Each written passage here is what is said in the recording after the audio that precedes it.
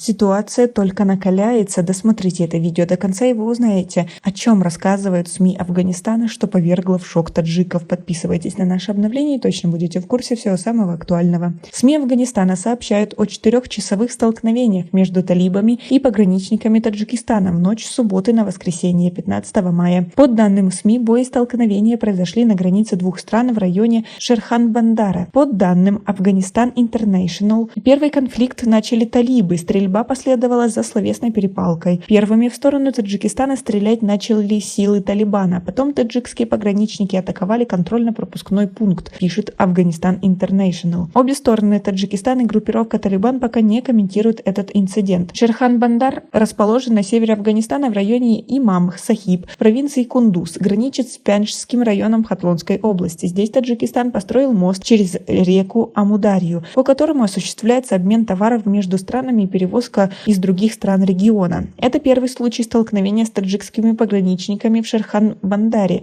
с тех пор, как талибы пришли к власти в Кабуле в августе прошлого года. В прошлом водители, торговцы и даже чиновники Хатлонской области положительно отзывались об отношениях талибов на этом пограничном переходе. Спутник Афганистан со ссылкой на собственные источники также сообщил об этом столкновении. По информации Афганистан International, в боестолкновении применялось тяжелое и легкое вооружение. После переговоров между пограничниками столкновения с обеих сторон прекратились, но после талибы направили к границе дополнительные силы, пишет источник. Это уже вторая перестрелка между таджикскими пограничниками и талибами за последние 10 дней. 7 мая некоторые СМИ сообщили о ракетном обстреле Таджикистана из Афганистана. Группировка ИГИЛ выступила с заявлением, в которой утверждалось, что она напала на Таджикистан. Однако позже Государственный комитет национальной безопасности Таджикистана опроверг эти обвинения. ГКНБ Таджикистана в своем заявлении от 8 мая сообщил, что силы талибов столкнулись с ИГИЛ, в результате чего на территорию Таджикистана из Афганистана случайно попали пули. После инцидента официальный представитель правительства Талибан Забихулла Муджахид заявил, что афганская сторона приложит все усилия, чтобы найти и наказать виновных в нападении на Таджикистан. После столкновений 7 мая пограничные переходы Нижний Пяндж и Шерхан-Бандар в Афганистане временно были закрыты для перевозки товаров и передвижения транспорта. Как вы относитесь к такой ситуации? Свои ответы напишите нам, пожалуйста, в комментарии. А Министерство обороны Талибана рекрутировало в свою регулярную армию более 130 тысяч человек. Такое количество было набрано на службу с момента захвата радикалами власти в Афганистане летом 2021 года. Об этом сообщает телеканал Толо Ньюс со ссылкой на представителя Минобороны правительства талибов Инаятуллу Хаваразами.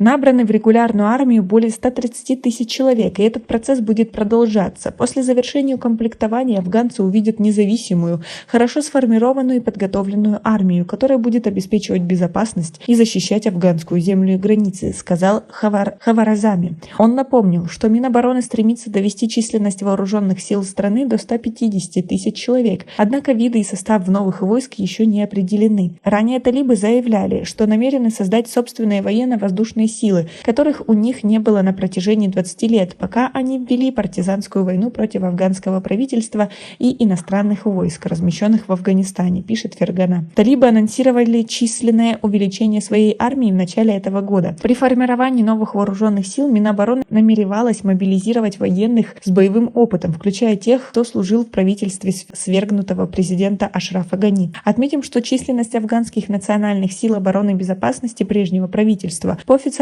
данным составляла около 350 тысяч человек. После захвата власти талибами некоторая часть из них бежала за рубеж. Многие из оставшихся в стране солдат и офицеров армии и сил безопасности были убиты боевиками Талибана из мести. А как вы относитесь к процессам, которые происходят в Афганистане, и то, как они влияют на Таджикистан? Свои ответы напишите нам, пожалуйста, в комментарии. У нас пока на этом все. Оцените наши видео подпиской и лайком. До скорой встречи.